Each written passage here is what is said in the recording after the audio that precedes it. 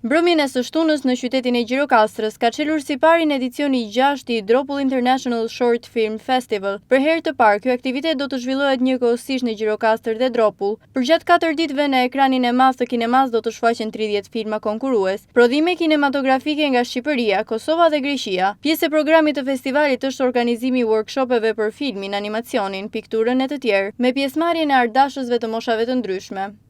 Ky është e veçantë e këtij edicioni.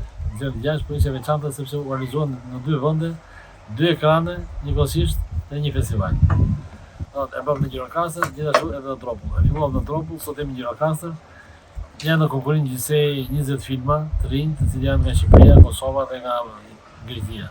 Puna është se sa ndihmohen nga shteti, nga Ministria e Kulturës, nga Qendra e Filmit, të financojnë këto aktivitete. Do sa më tepër sepse njerëzit shikojnë këtu e turistët vetë, janë shumë ardashës. Siç na erdhën për shembull nga Selanik, nuk e pritshim. Deri këtë huajt ka interes. Se më këto zonat janë si Gjirokastër, janë zonë turistike. Në këtë periudhë është mjaft e zhvilluar.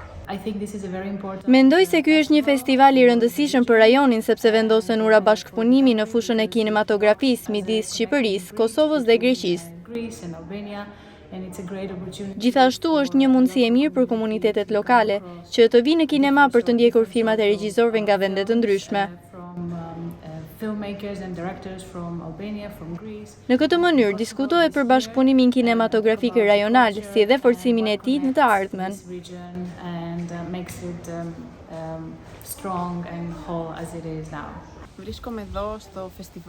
Ndodhem në këtë festival si regjizore ndërsa kam përgatitur një film për konkurim.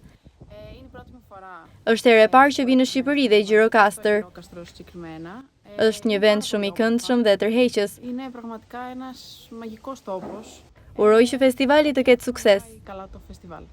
Në këtë sezon verë, Festivali Ndërkombëtar i Filmit e ka kthyer qytetin e Gurtë në qendër të prezantimit të vlerave të kinematografisë, ndërsa transmetimi i filmave po tërheq ardashësit dhe turistët.